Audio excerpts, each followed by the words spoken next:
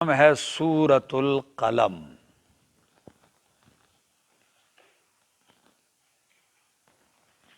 نزول کے اعتبار سے اس کا نمبر ہے 2۔ یہ قرآن کے دوسرے نمبر پہ نازل ہوئی، سورۃ العلق کے بعد 52 آیات اور 2 رکوعات پر مشتمل ہے۔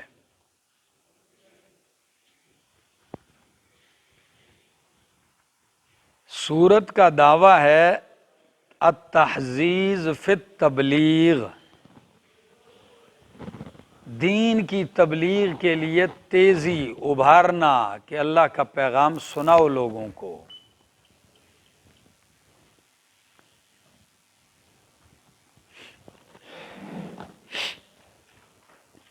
نون والقلم وما یسطرون، نون اللہ اعلم بمرادہ، اس کا معنی اور مراد اللہ ہی جانتا ہے۔ والقلم، قسم ہے قلم کی، یہاں قسم کس معنی میں ہے؟ شاہد کے معنی میں، ٹھیک ہے؟ تو معنی ہوگا والقلم، گواہ ہے قلم، وما یسطرون، اور جو لکھتے ہیں اہل قلم، کیا؟ جو اہل قلم لکھتے ہیں، ما انت بنعمت ربک بمجنون، نہیں ہے میرا پیغمبر تو اپنے رب کی نعمت سے مجنون۔ ما انت بنعمت ربک بمجنون، نہیں ہے تو اپنے رب کی نعمت سے مجنون۔ وَإِنَّ لَكَ لَأَجْرًا، اور بے شک تیرے لیے البتہ اجر ہے، غیر ممنون، نہ ختم ہونے والا۔ وَإِنَّكَ لَعَلَىٰ خُلُقٍ عَظِيمٍ، اور بے شک تو بہت بڑے اخلاق پر ہے۔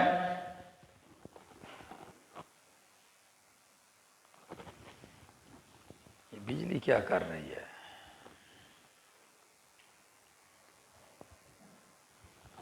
دیکھیں اگر موٹر وغیرہ لگی ہو تو اس کو بند کر دیں۔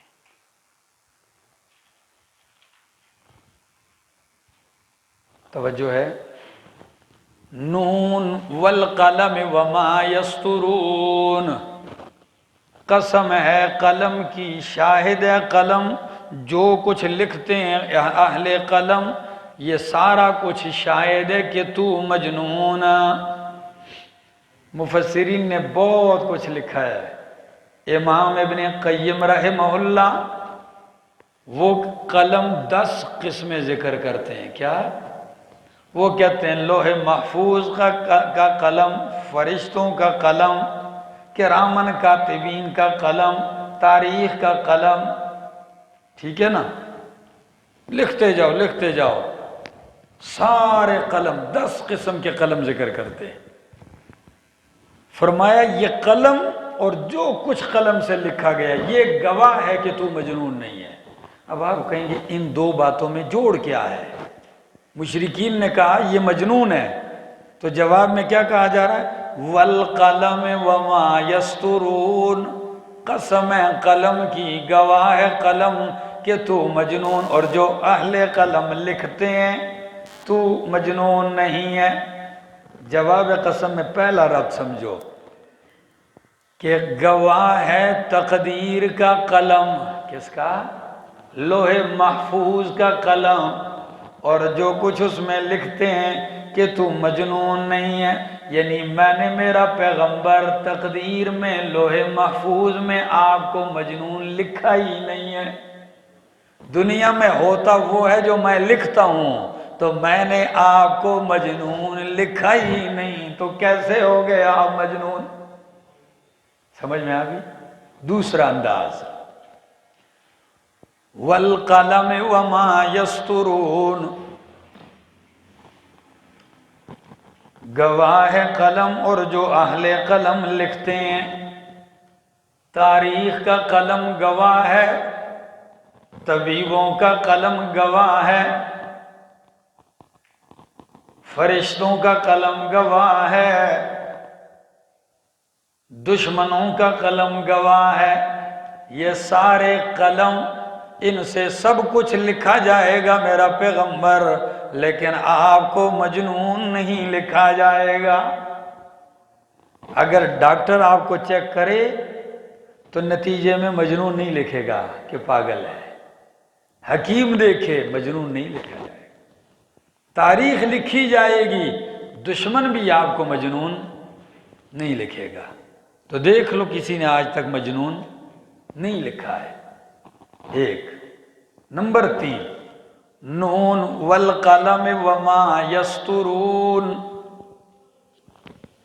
آسمانی ساری کتابیں، سارے نبی، صحابہ، ولی، تاریخ، نیک، جتنے بھی سب کچھ ہیں، ان کے قلم گواہ ہیں، اور جو کچھ ان کے قلموں نے لکھا ہے وہ لکھائی گواہ ہے کہ تو مجنون نہیں ہے۔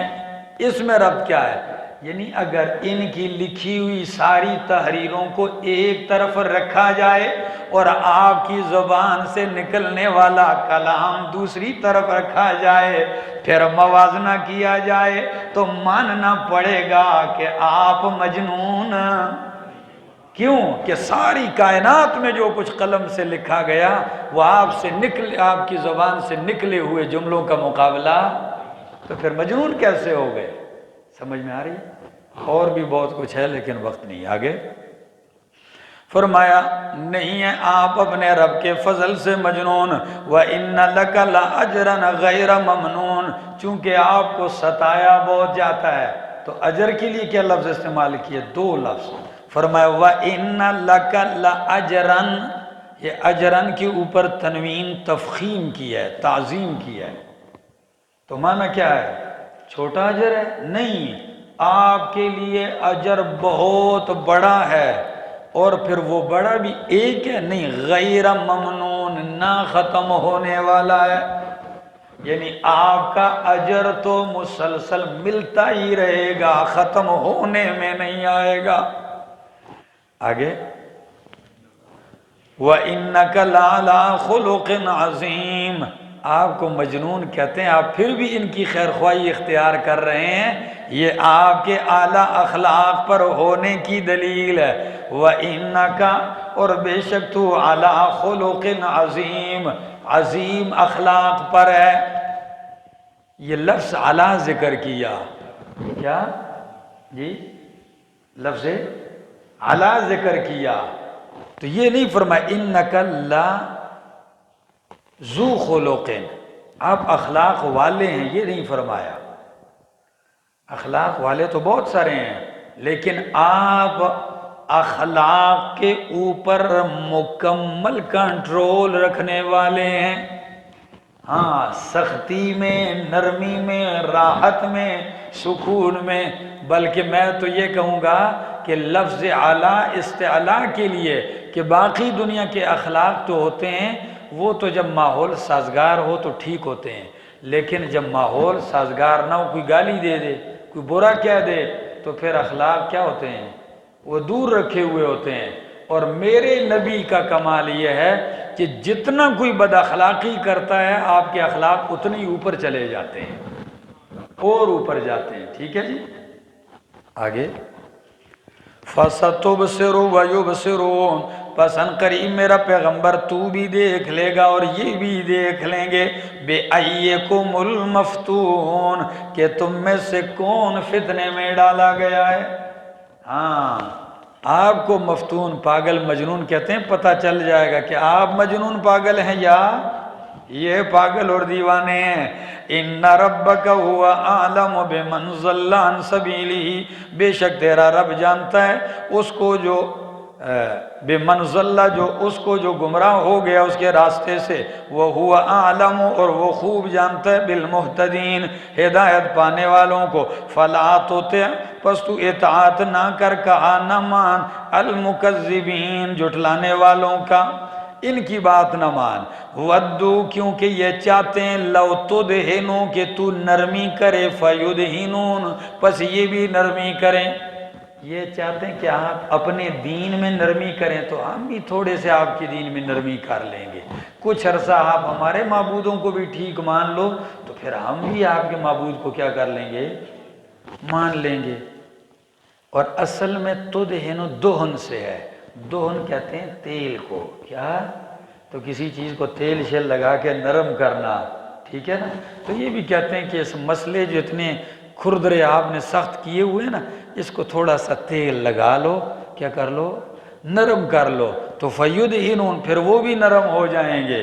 تو اللہ فرماتے نہیں، ایسی بات کبھی نہیں ماننی ان کی. آگے وَلَا تُطِعْ كُلَّ حَلَّافٍ مَّهِينٍ، اور نہ کہا مان ہر حلاف، بہت زیادہ جھوٹی قسمیں اٹھانے والے کی، مہین، حقیر، رسوا، ذلیل کی، ہمازن، جو عیب لگانے والا ہے، مشائن بنمیم، بہت زیادہ چغل خوری کے ساتھ چلنے والا ہے، مناع للخیر، بہت زیادہ منع کرنے والا ہے خیر سے، معتدن، بڑھنے والا ہے حد سے، اسیم، گناہگار ہے، عتل، بد اخلاق ہے، سخت مزاج ہے، سخت جھگڑالو ہے، بعد ذالک زنیم، ان ساری صفات کے ساتھ بعد زنیم ہے بھی بدنام. کیا؟ ہاں، کتنے صفات ذکر کی ہیں؟ 10 صفات ذکر کی ہیں. مفسرین کرام نے 3 مصداقات ذکر کیے ہیں اس شخص کے، ان میں سے اکثر نے لکھا ہے کہ یہ ولید بن مغیرہ تھا. کون تھا؟ مالدار بھی تھا، بہت بڑی تجارت، 1,00,000 دینار اس وقت تجارت میں چل رہا تھا، ہزاروں بکریاں، اونٹ، سخت 10 بیٹے. لیکن مزاج جھگڑالو، اللہ کے پاک پیغمبر صلی اللہ علیہ وسلم کا حد درجہ مخالف.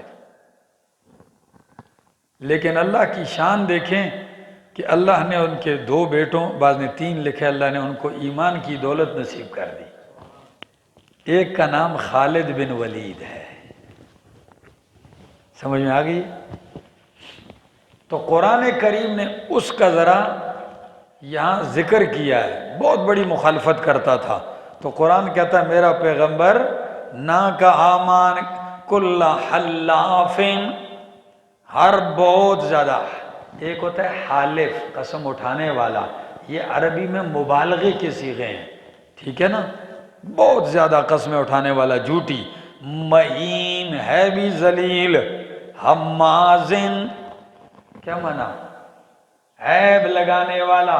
میں نے ایک جگہ آپ کو پڑھایا، ایک ہوتا ہے حمز اور ایک ہوتا ہے لمز. لمز کہتے ہیں سامنے عیب لگانا، اور حمز کہتے ہیں پیٹھ پیچھے عیب لگانا. تو ہمازن، لوگوں کے پیٹھ کے پیچھے عیب لگاتا ہے، مشائم بنمیم، چغل خوری کے ساتھ چلتا ہے، چغلی کو لوگ چلتا ہے. ماشن نہیں کہا، مشا، بس کام ہی نہیں ہے، چلتا ہے یہی کام. تو بعد ایک کی چغل خوری کس کو کہتے ہیں؟ ایک کی بات دوسرے کی طرف لے جانا تاکہ آپس میں کیا کر دے، لڑا دے. ہاں، مشائم بنمیم، مناع للخیر، بہت زیادہ منع کرنے والا ہے خیر سے، معتدن، حد سے بڑھنے والا ہے، اسیم، گناہگار ہے. ان کے ساتھ عتل، بدتمیز، بد اخلاق ہے، سخت جھگڑالو ہے. اور ان کے بعد بعد ذالک زنیم ہے بھی بدنام. کیا؟ ہاں، زنیم کے 2 مصداق ہوتے ہیں. زنیم لغت عربی میں اس شخص کو بھی کہتے ہیں جو ایک خاندان کا ہو نہ اور اپنے آپ کو اس خاندان میں شمار کرے. کیا؟ ٹھیک ہے. دوسرا مصداق زنیم کا جو حرامی پیدا ہو. کیا؟ اکثر مفسرین نے اس معنی میں لیا ہے، لیکن کچھ علماء نے اس معنی کی کیا کی ہے، تردید کر کے اس معنی میں لیا ہے کہ زنیم جس قوم سے ہو نہ اور اپنے آپ کو اس قوم سے منسوب کرے. تو ہمارے یہاں بہت سارے لوگ ایسے ہیں، کوئی اپنے آپ کو ایک دم کہتے ہیں جی میں سید ہو گیا ہوں، کوئی ہاشمی بن جاتا ہے، کوئی کسی اور خاندان کی طرف اپنے آپ کو منسوب کرنے لگتا ہے. ایسے بندے کو کیا کہتے ہیں؟ زنیم. ٹھیک ہے، وقت ہوتا تو میں تحقیق کر دیتا. آگے جی، یہ سارا کچھ کرتا کیوں ہے؟ یہ 10 صفات فرمائے اس لیے ان کان ذا مال، اس وجہ سے کہ وہ مال والا ہے، مالدار ہے، وہ بنین اور بیٹوں والا ہے، مال بھی ہو اور 10 بیٹے بھی ہوں، اور مجلس میں ہر ساتھ باپ کے ساتھ حاضر باش، تو خواہ مخواہ بندے کے دل میں کیا آتا ہے؟ بڑائی اور غرور، پھر مست تو ہوتا ہے۔ بہت کم ہی لوگ ہوتے ہیں جو پھر مال کو اور اولاد کے نشے کو ہضم کر سکیں۔ آگے اذا تتلا علیہ آیاتنا، جب پڑھی جاتی ہیں، بیان کی جاتی ہیں اس پر ہماری آیتیں، قالا تو کہتا ہے اساطیر الاولین۔ لیکن علماء نے یہ بھی ایک بات لکھی ہے کہ کبھی کبھی جس شخص کو دیکھ لو کہ جس نے اپنا وتیرہ بنا رکھا ہو کہ اہل حق کی مخالفت کر رہا ہے، یعنی جس کا مشن ہی اہل حق کی مخالفت ہو، اس کو جا کے تلاش کر لو، ہوگا حرامی، اکثر ایسا بھی نکل آئے گا۔ یہ بہت بڑی محل غور ہے یہ بات۔ اللہ اہل حق کی مخالفت سے ہمیں محفوظ فرمائے۔ کچھ لوگوں نے کام ہی یہ بنایا ہوتا ہے، خواہ مخواہ کسی حق پرست انسان کو تنگ کرنا، خواہ مخواہ کسی عالم ربانی کو اس کے خلاف کمر بستہ ہو جائے اور زندگی کا مشن بنا لے۔ ٹھیک ہے نا؟ عالم حق کی بات کر رہا ہوں، باطل کی نہیں۔ آگے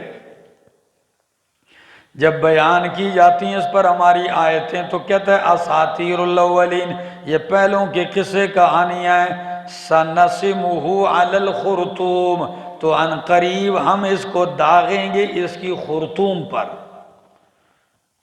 کیونکہ یہ تشبیہ دے دی کہ اس کی ناک گویا کہ ہاتھی کی سونڈ ہے،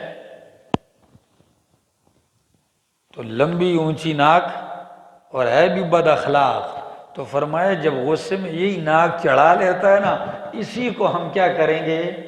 داغیں گے۔ ہاں، سنسمہ علی الخرطوم، ان قریب ہم داغیں گے اس کو خرطوم پر۔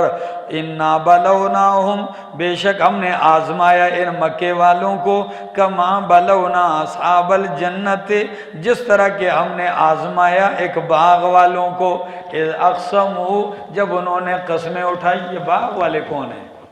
ذرا یہ بھی سمجھ لو، کون ہے، کہاں ہے، یہ تو نہیں اتنا بتایا گیا کہ ایک باغ تھا، بعض نے یمن کا علاقہ بتایا کہ والد بڑا اچھا آدمی تھا، ان کا باغ تھا، میوہ اتنا میوہ آتا کہ جس کا اندازہ نہیں، بہت اچھا پھل آتا، کٹائی کے وقت غریب بھی آ جاتے، تو اس باپ کی عادت تھی کہ کچھ گھر کے لیے، کچھ کٹائی کے وقت جو ہے جو آ رہے ہیں لوگ ان کو دے دیتا، کچھ باغ میں لگا ہوا بھی چھوڑ دیتا تھا کہ بھئی میں نے اتار دیا، کچھ دانے چھوڑ کے بھئی کوئی آئے گزرنے والا کیا کر لے، توڑ کے کھاتا رہے۔ یہ اس کا طریقہ کار تھا، باغ پھل بھی اچھا۔ فوت ہو گیا، بیٹے آئے، کہا ابا جی نے نیا کام ہمارے لیے بنا رکھا ہے، جب بھی پھل توڑنے لگتے ہیں تو یہ بس ہر بندہ شاپر لیے ہوئے، ٹوکری لیے ہوئے پہنچ آتا ہے۔ یہ کام، یہ سلسلہ ابا جی کا بند کرنا چاہیے۔ ہمارا ابا جی سادہ تھا، تو بھائی وہ سادہ تھا تو ہم ہوشیار ہیں، کیا کریں؟ سارے بھائی جمع ہو گئے، کہنے لگے پھل توڑنے کے لیے صبح سویرے جائیں گے، لوگ سوئے ہوئے ہوں گے، ابھی ناشتہ بھی نہیں کیا ہوگا، اور ہم جا کے پھل توڑ دیں گے۔ اچھا، میٹنگ ہوگی۔ رات کو اللہ نے جب ان کے اس فیصلے کو دیکھا، رات کے اندر ہی اللہ نے باغ پہ عذاب بھیج دیا، کترا کترا کر دیا، جیسے بھی جا کے کٹی ہوئی کھیتی آپ دیکھیں نا تو وہ بنڈل نیچے پڑے ہوئے ہیں، باغ سارا کترا کترا پڑا ہوا ہے۔ جب یہ صبح ایک دوسرے کو آواز دیتے ہیں اٹھو بھائی جاگو، ہر بھائی دوسرے کو آواز دیتا ہے اٹھو شاباش جلدی کرو، اگر کچھ توڑنا ہے تو پہنچو باغ کی طرف، اور پھر ساتھ میں باتیں بھی چپ کے کرتے ہیں، راستے میں کوئی سن نہ لے فقیر، چپ کر کے، قرآن نے ساری ذکر کی ہیں، چپ کر کے جا رہے ہیں، چپ کے، اور یہ بھی کہتے ہیں آج کوئی مسکین نہ آنے پائے، ہاں باغ میں فقیر نہ آنے پائے۔ اللہ فرماتے ہیں جب باغ کی جگہ گئے تو باغ تو کترا پڑا ہوا تھا، تو دیکھتے نہیں یار کوئی اندھیرے میں راستہ بھول گئے ہم، لگتا ہے کہ بہت زیادہ سویرے آ گئے ہم، راستہ بھول گئے۔ پھر جب دائیں بائیں دیکھا نہیں راستہ نہیں بھولے، ایک دم کہنے لگے رب کا غضب آ چکا ہے، رب کا غضب آ چکا ہے۔ ذرا دیکھیے، فرمایا ہم نے آزمایا مکے والوں کو جس طرح کہ ہم نے ایک باغ والوں کو آزمایا، اذ اقسموا جب انہوں نے قسمیں اٹھائی کیا کہ لَيَصْرِمُنَّهَا ضرور اس کو کاٹیں گے، اس کی کٹائی کریں گے، ہاں مصبحین کس وقت؟ صبح سویرے، وَلَا يَسْتَثْنُونَ اور انہوں نے انشاءاللہ نہیں کہی، ایک معنی وَلَا يَسْتَثْنُونَ اور انہوں نے اللہ کو معبودان باطلہ سے جدا نہیں کیا۔ استثناء کسی چیز کو دوسری سے جدا کرنا، تو انہوں نے اللہ کو معبودان باطلہ سے جدا نہیں کیا، یعنی توحید کا اقرار نہیں کرتے تھے، ٹھیک ہے۔ اور بعض مفسرین نے کیا لکھا ہے کہ انشاءاللہ نہیں کہا، تو جب انشاءاللہ نہیں کہا تو انشاءاللہ کہنا فرض ہے،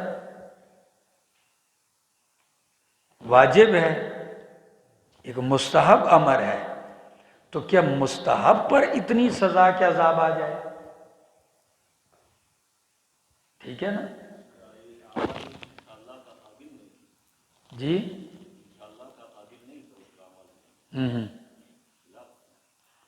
ہاں مطلب ہے کہ اللہ کو انہوں نے معبودان باطلہ سے جدا نہیں کیا،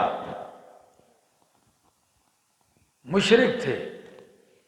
جب پہنچے باغ پر، اب ذرا الفاظ پہ غور کیجیے، فَطَافَ عَلَيْهَا طَائِفٌ پس پھرا اس کے اوپر طائفن ایک پھرنے والا، یعنی رات کو اللہ کا عذاب پھرا اس پر، مِن رَبِّكَ تیرے رب کی طرف سے، وَهُمْ نَائِمُونَ در حال کہ وہ سوئے ہوئے تھے، فَأَصْبَحَتْ كَالصَّرِيمِ ہو گیا وہ باغ کٹی ہوئی کھیتی کی طرح۔ صریم کیا؟ ہاں کٹی ہوئی کھیتی کی طرح۔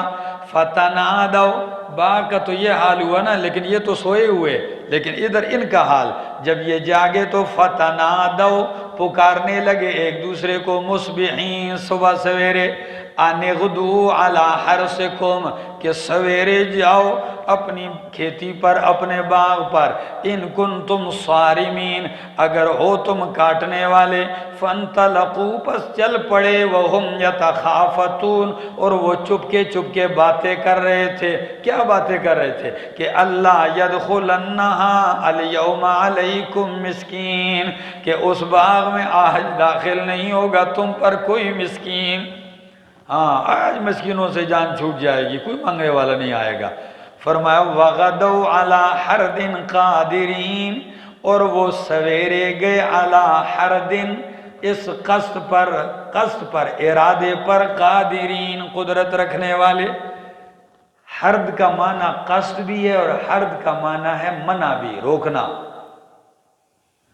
تو معنی کہ جو رات کو انہوں نے قصد کیا تھا نا کہ مسکین نہیں آئے گا، تو یہی دل میں ارادہ تھا کہ ہم اس پہ قدرت پا چکے ہیں، آج مسکین۔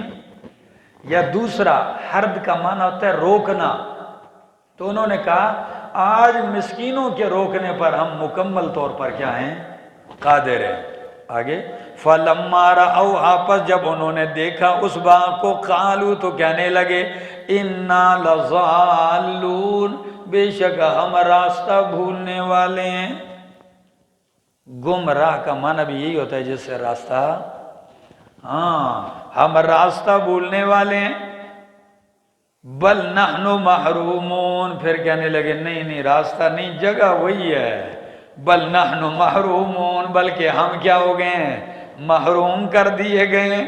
قال اوسطہم تو ان میں سے جو درمیانہ تھا اس نے کہا الم اقل لکم کیا میں نے تم سے نہیں کہا تھا لولا تسبحون کیوں تم نے اللہ کی پاکی نہیں بیان کی؟ تو اس جملے سے یستثنون کی توحید کے ساتھ تائید ہوتی ہے۔ تسبحون کا معنی ہے کہ پاکی یعنی اللہ کو غیر اللہ سے کیا کرنا؟ پاک کرنا، جدا کرنا، ٹھیک ہے نا؟ کیوں تم نے اللہ کی پاکی یعنی توحید کا اقرار نہیں کیا؟ قالو تو کہنے لگے چلو ابھی کر لیتے ہیں، پہلے نہیں کیا تو اب تو کہنے لگے سبحانا ربنا، ہمارا رب شریکوں سے پاک ہے۔ حاجی صاحب ٹھیک ہے، پہلے نہیں کیا تو اب کر لیتے نا، درمیانے نے سمجھایا تو کہنے لگے سبحان ربنا، ہمارا رب پاک ہے، انا کنا ظالمین، بے شک ہم ہی ظالمین تھے۔ یہ ظلم کیا لوگوں پر بھی اور شرک بھی کیا، دونوں ظلم کیے۔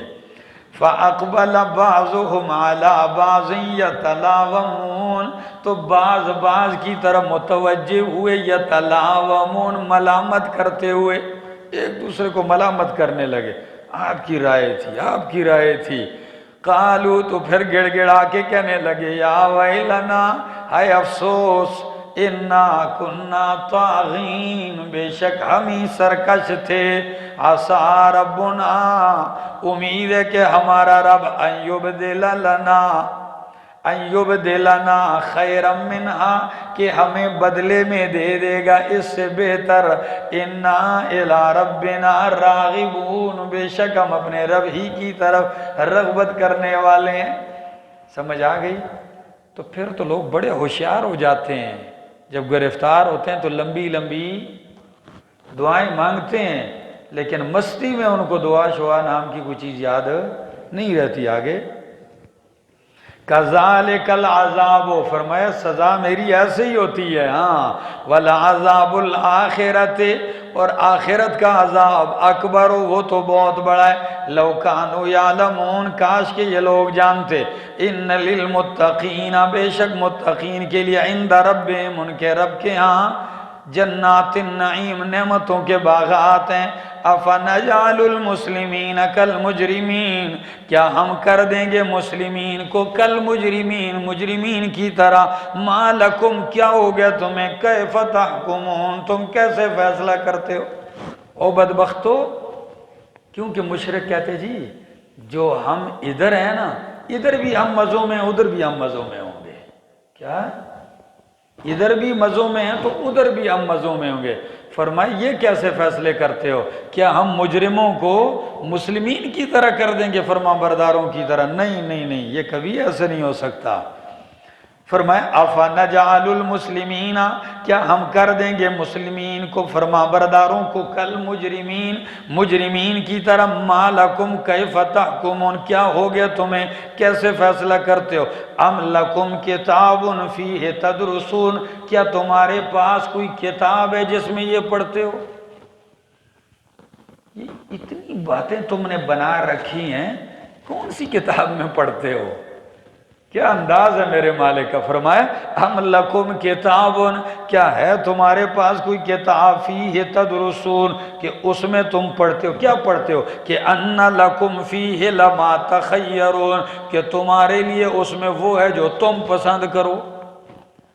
وہ کتاب اگر ہے وہ ذرا دکھاؤ نا ہمیں، کہ جس کتاب میں یہ لکھا ہوا ہے کہ تمہارے لیے قیامت میں بھی وہی کچھ ہے جو تمہیں پسند ہوگا۔ آگے ہاں، ام لکم ایمان، یا اگر کتاب نہیں ہے تو پھر ایک اور بات ہے، کیا تمہارا میرے ساتھ کوئی معاہدہ ہو گیا ہے، قسم اٹھا لیا، ہم نے معاہدہ کر لیا ہے کہ جی قیامت تک تسی جو مرضی ہے کرو، کوئی پوچھ نہیں؟ تو اللہ فرماتے ہیں میرے ساتھ تمہارا ایسا کوئی معاہدہ بھی نہیں ہے۔ فرمایا ام لکم ایمان، کیا ہے تمہارے لیے قسمیں، علینا، ہمارے اوپر، بالغۃ الی یوم القیامہ، قیامت تک پہنچنے والی، کہ تم جو مرضی یہ کرو، تمہارے لیے اجازت ہے۔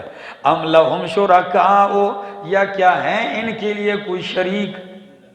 ہاں جی، ان لکم لما تحکمون، کیا تمہارے لیے ہمارے ذمہ قسمیں ہیں قیامت تک کہ ان لکم لما تحکمون، کہ تمہارے لیے وہی ہے جو تم فیصلہ کرو۔ سلہم، پوچھ ان سے میرے پیغمبر، ایہم بذالک الزعیم، کون ہے اس کا ذمہ دار؟ کوئی ذمہ دار اس کی ذمہ داری دے سکتا ہے کہ جی اللہ سے ہمارا معاہدہ ہوا ہے، قسم اٹھائی ہے اللہ نے ہمارے سامنے کہ جی میں تمہیں کبھی نہیں پوچھوں گا، دنیا میں بھی تمہاری مرضی کے مطابق فیصلے ہوں گے اور آخرت بھی تمہاری مرضی کے مطابق، کیونکہ نبی کے فیصلے کو تم مانتے نہیں ہو، قرآن کے فیصلے تم مانتے نہیں ہو، تو اب لازمی یا کوئی تمہارے پاس ایسی کتاب ہے تو وہ دکھاؤ، یا میرے ساتھ کوئی معاہدہ ہوا ہے، میں نے تمہیں کہا ہے کہ فیصلے تمہارے چلیں گے، میرا کوئی فیصلہ نہیں چلے گا، تو کوئی ذمہ دار ہے تو اس کو آگے پیش کرو۔ ام لہم شرکاء، یا ہیں ان کے لیے کوئی شریک، فلیأتوا بشرکائکم، لے آئیں اپنے ان شریکوں کو، یا اللہ کے ساتھ تم نے کوئی شریک بنائے، انہوں نے تمہیں یہ کہا تو بلاؤ ان کو لے آؤ ذرا اگر سچے ہو۔ یوم یکشف عن ساق، ان کی مرضی نہیں چلے گی ادھر، آؤ مرضی کیا ہوگی دیکھو ذرا۔ یوم یکشف عن ساق، جس دن کھولی جائے گی پنڈلی، وَيُدْعَوْنَ إِلَى السُّجُودِ، اور ان کو پکارا جائے گا سجدے کی طرف، فَلَا يَسْتَطِيعُونَ، تو یہ سجدے کی طاقت نہیں رکھیں گے، یہ سجدے کی طاقت نہیں رکھیں گے۔ خاشعۃ ابصارہم، جھکی ہوں گی ان کی نگاہیں، ترحقہم ذلہ، چھائی ہوگی ان کے اوپر ذلت، وقد کانوا یدعون الی السجود وہم سالمون، تحقیق یہ اس سے پہلے بلائے جاتے تھے سجدے کی طرف دنیا میں، وہم سالمون، درحال کہ یہ بالکل صحیح سالم تھے، بالکل صحیح سالم تھے یہ سجدہ، تو آج ان کو سجدے کی طرف بلایا جا رہا ہے، سارے لوگ سجدے میں گر گئے، ان کی کمر تختہ ہو گئی ہے، حدیث میں آتا ہے، مفسرین لکھتے ہیں وہ نہیں جھک سکیں گے۔ تو صحت مندو، اس دن ایک شخص نے حرم کی ویڈیو لگائی تھی، پورا حرم رکوع میں اور ایک شخص اوپر سے ایسے ہوا ہے کھڑا ہے، تو لکھنے والے نے لکھا ہے اس وقت کے آنے سے پہلے پہلے رب کے سامنے جھک جاؤ، سجدہ کر لو، پھر اس وقت سجدوں پہ زور دینے لگو کہ جب سجدوں کی طاقت ہی ختم ہو جائے، کبھی تو دنیا میں بھی کیا ہو جاتی ہے، ختم ہو جاتی ہے۔ ایک شخص بیمار کو میں نے دیکھا کرسی پہ نماز بھی پڑھتا ہے، تہجد بھی پڑھتا ہے، کہتا ہے ترس گیا ہوں ادھر نیچے زمین پہ پیشانی رکھنے کے لیے، کہتا ہے ترس گیا ہوں لیکن نہیں ملتا۔ تو آخرت کا یہ تو چلو دنیا کی ایک عارضی ایک عذر ہے، بیماری ہے، لیکن آخرت میں جس کو یہ سجدے کے لیے رکاوٹ آ جائے گی سمجھو وہ تباہ و برباد ہے۔ آگے ہاں یہ آیت یوم یکشف عن ساق کچھ معنی حقیقی پر محمول کرتے ہیں، صحیح بخاری کی حدیث پیش کر کے کہ ابو سعید خدری فرماتے ہیں قیامت کے دن اللہ اپنی پنڈلی ننگی کرے گا اور لوگ سجدے میں گر پڑیں گے، یہ سجدہ نہیں کر سکیں گے۔ کچھ فرماتے ہیں، لیکن اگر اس حدیث کو اور اس آیت کو اس معنی میں لو تو ایک مشکل یہ پیدا ہو جائے گی کہ وہ ہے کہ بھائی پنڈلی تو اللہ جسم سے کیا ہے، پاک ہے، پنڈلی تو اس لیے کہ آپ کا جسم اٹھائے، تو پھر وہ کہتے ہیں کہ آیت متشابہات سے ہے، کیا کہ جس طرح قرآن نے اللہ کے لیے ہاتھ ثابت کیا ہم مان گئے ہاتھ ہے، ہمارے ہاتھ کی طرح نہیں، جیسے اس کے شان کے لائق ہے۔ اللہ کے لیے چہرہ قرآن نے ذکر کیا ہے، اب ہمارے نہیں، جیسے اللہ کے شایع نشان ہے، ہماری سمجھ سے بالا تر ہے۔ دوسرا معنی مفسرین فرماتے ہیں کہ یہ آیت کنایہ ہے، کشف الساق کنایہ ہوتا ہے شدت حالت سے، سختی سے، کہ جب کسی پریشانی میں ہوتا ہے بندہ تو فوراً پانچے کیا کر لیتا ہے، اوپر کر لیتا ہے اور بھاگنا شروع کرتا ہے، بھاگتا ہے۔ سمجھ آ گئی؟ ہمارے یہاں تو اتنا مسئلہ نہیں ہے، عربی جب بھاگتے ہیں، انہوں نے تو پہنی ہوتی ہے وہ تو، میں نے تو ان کا خوب نظارہ کہ وہ مسجد نبی کے پاس وہ لڑکے ہوتے تھے، وہ بہت زیادہ شرارتی ہوتے، تو وہ فوراً وہ تو ویسے اوپر کرتے اور سپیڈ کے ساتھ بھاگنا شروع کر دیتے. تو یہ کنایا ہے اس سختی سے، ٹھیک ہے نا، یعنی قیامت میں اتنی سختی ہوگی. بہرحال اگر دونوں معنوں پہ محمول کرو، دونوں مفسرین نے ذکر کیے ہیں، ٹھیک ہے جی. فرمایا فَذَرْنِي پس چھوڑ دیجئے مجھے وَمَنْ يُكَذِّبُ بِهَذَا الْحَدِيثِ اور جو اس بات کو یعنی قرآن کو جھٹلاتا ہے، سَنَسْتَدْرِجُهُمْ مِنْ حَيْثُ لَا يَعْلَمُونَ ان قریب ہم ان کو پکڑیں گے. استدراج کا معنی کیا ہوتا ہے؟ آہستہ آہستہ کسی کو چڑھانا سیڑھی پہ، درجہ بدرجہ اس کو. تو کیا مطلب ہے؟ یعنی ان کو سزا کی طرف آہستہ آہستہ ہم کیا کر رہے ہیں؟ لے جا رہے ہیں، پوڑی بپوڑی قریب کر رہے ہیں. تو میں نے بامحاورہ معنی کر دیا کہ ان قریب آہستہ آہستہ ہم ان کو پکڑ لیں گے، من حیث وہاں سے لا یعلمون جہاں سے وہ جانتے بھی نہیں ہوں گے. وَأُمْلِي لَهُمْ كَإِنَّ كَيْدِي مَتِينٌ. یا اللہ جب آہستہ آہستہ پکڑتے ہیں تو آپ کے لیے کیا مشکل ہے؟ ابھی کیوں نہیں پکڑ دیتے؟ فرمائے اُمْلِي لَهُمْ میں ان کو ڈھیل دیتا ہوں، ان کیدی متین بے شک میری تدبیر بڑی مضبوط ہے. ام تسألهم اجرا کیا آپ ان سے چندہ مانگتے ہیں؟ آپ ان سے کوئی اجرت مانگتے ہیں؟ فہم من مغرم پس یہ تاوان سے مثقلون بوجھل ہوتے جا رہے ہیں. آیت کا مطلب سمجھنا کہ میرا پیغمبر آپ ان سے کوئی تنخواہ کوئی چندہ کوئی فنڈ بھی نہیں مانگتے کہ چلو اگر ہم یہ کہیں جی اس لیے آپ کے پاس قرآن سننے کے لیے نہیں آتے، ڈر لگتا ہے کہ کیا نہ کر دیں، چندہ نہ مانگ لیں. تو فرمایا میرا پیغمبر آپ تو ان سے کوئی اجرت بھی نہیں مانگتے کہ اس تاوان سے یہ بوجھل ہوتے جا رہے ہیں. آپ کا اجر تو آپ اللہ سے مانگتے ہیں، پھر ان کے اوپر کون سی موت پڑی ہے کہ کیوں نہیں آتے یہ لوگ؟ بات سمجھ میں آ گئی؟ آگے ام عندهم الغیب فہم یکتبون یا ان کے پاس کوئی غیب کا علم ہے، فہم یکتبون یہ ادھر سے لکھ رہے ہیں. اور یہ شرک اور یہ جو انہوں نے خرافات کہیں یہ وہاں سے نقل کر رہے ہیں. تو غیب تو کس کے پاس ہے؟ صرف اللہ کے پاس غیب کا علم ہے. لیکن آخری نتیجہ اللہ فرماتے ہیں فاصبر، میرا پیغمبر کیا کیجئے؟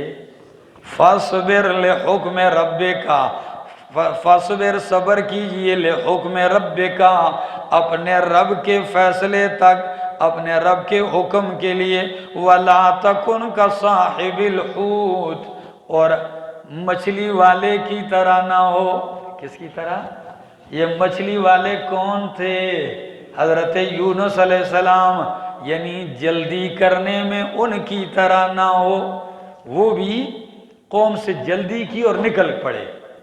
جب نکل پڑے تو آگے جا کے سمندر میں گھیرے گئے، اور جب سمندر میں گھیرے گئے تو انہیں چھلانگ لگانی پڑی. ساری تفصیل میں پڑھا چکا ہوں. مچھلی نے ان کو نگل لیا، مچھلی کے پیٹ میں چلے گئے. وہیں اندھیروں میں اپنے رب کو پکارتے رہے. رب نے پھر التجائیں منظور کر لی. مچھلی نے پھر ان کو سمندر کے کنارے پھینک دیا، ڈال دیا. بدن سارا کچا ہو چکا تھا. اللہ فرماتے ہیں ہم نے بیلدار پودا کدو کی بیل اگا دی وہاں. کیا؟ اور فوراً وہیں اگائی کہ کچے بدن پہ مکھی بھی نہ بیٹھے اور مچھر بھی نہ بیٹھے. تو یہ پریشان تو تھے، ان کو لغزش پہ تنبیہ بھی ہو گئی. لیکن اب قوم کا کیا کریں گے؟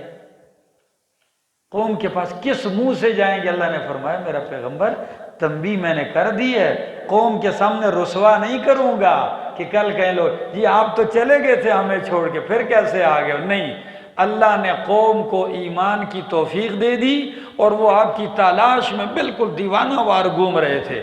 جب نظر پڑی کہ اللہ کے نبی آ گئے تو مرد عورتیں سارے آپ کے پاس آ گئے، ہمیں معاف کر دیجیے. سمجھ میں آ گئی؟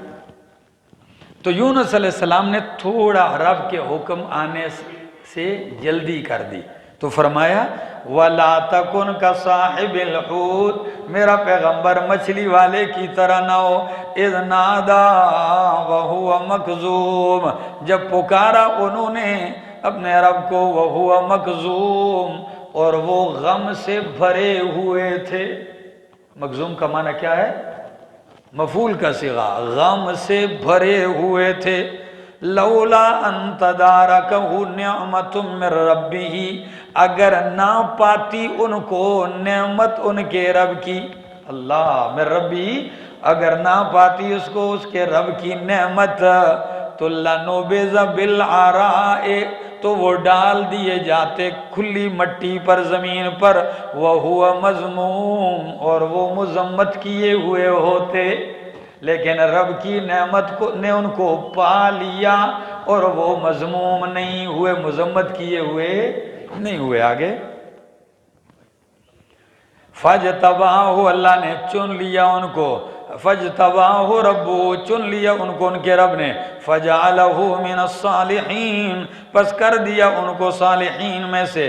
وَإِن يَكَادُ الَّذِينَ كَفَرُوا لَيُزْلِقُونَكَ بِأَبْصَارِهِمْ، قریب ہے، ان مخففہ من المثقلہ، ان کے معنی میں، ٹھیک ہے، بے شک قریب ہے کہ وہ لوگ کفروا، جنہوں نے کفر کیا، اللہ یزلقونک، آپ کو پھسلا دے، گرا دیں، بے ابصارہم، اپنی آنکھوں سے، لما سمعوا الذکر، جب وہ قرآن سنتے ہیں، ذکر سنتے ہیں، وَيَقُولُونَ، اور کہتے ہیں، إِنَّهُ لَمَجْنُونَ، کہ یہ کیا ہے؟ مجنون ہے۔ کیا شان ہے، دیکھو انہو لمجنون آخری آیت میں فرمایا، اور مجنون کی نفی پہلی آیت میں، دوسری آیت میں کر دی۔ مجنون آخر سے دوسرے نمبر پر ہے، نیچے کی طرف سے گنو تو کتنے نمبر پہ؟ کافروں نے مجنون کہا، اور ادھر اوپر کی جانب سے دوسرے نمبر پہ، ٹھیک ہے نا، اول آخر کو ایسے جوڑ دیا۔ فرمایا قریب ہے کہ یہ وہ لوگ جنہوں نے کفر کیا آپ کو گرا دیں اپنی آنکھوں سے، لما سمعوا الذکر، جب سنتے ہیں وہ قرآن کو، وَيَقُولُونَ، اور وہ کہتے ہیں، إِنَّهُ لَمَجْنُونَ، بے شک یہ مجنون ہے، وَمَا هُوَ إِلَّا ذِكْرٌ لِلْعَالَمِينَ، نہیں ہے یہ قرآن مگر نصیحت ہے عالمین کے لیے۔ کس کے لیے؟ یہاں ایک بات کہ آپ کو گرا دیں اپنی آنکھوں سے، کیا مطلب؟ تقریباً مفسرین نے یہ لکھا ہے کہ جب آپ قرآن سناتے ہیں تو یہ اتنی بری آنکھوں سے ایسے گور گور کے دیکھتے ہیں آپ کو، تاکہ آپ رک جائیں قرآن کے بیان سے۔ خاص کر جب آپ قرآن سناتے ہیں ان کو تو یہ اپنی آنکھوں سے آپ کو گورتے ہیں، ایسا برا برا دیکھتے ہیں کہ بس کرو، اس مسئلے کو چھوڑو۔ اس کا اندازہ آپ کو ہو جائے گا جب کہیں جا کے توحید سناؤ گے نا، پھر آپ کو پتہ چلے گا۔ تو چونکہ اللہ کے پیغمبر تو اس معاشرے میں تھے، سارے مشرکین، تو آپ اٹھ کے کھڑے ہوتے، قرآن سناتے، یا آپ کی ذرا آنکھیں نکالتے، بس کرو، رک جاؤ، لیکن ہمت نہ کر سکتے، اور جب اٹھ کے جاتے کہتے مجنون ہے۔ دوسرا معنی کہ آپ کو نظر لگانے کی بھی کوشش کرتے ہیں، کیا؟ ہاں، یہ آپ کو دیکھتے ہیں تو بھائی نظر لگانے کی بھی کوشش کرتے ہیں، ٹھیک ہے، یہ توجیہ بھی کی ہے مفسرین نے، ٹھیک ہو گیا۔ آگے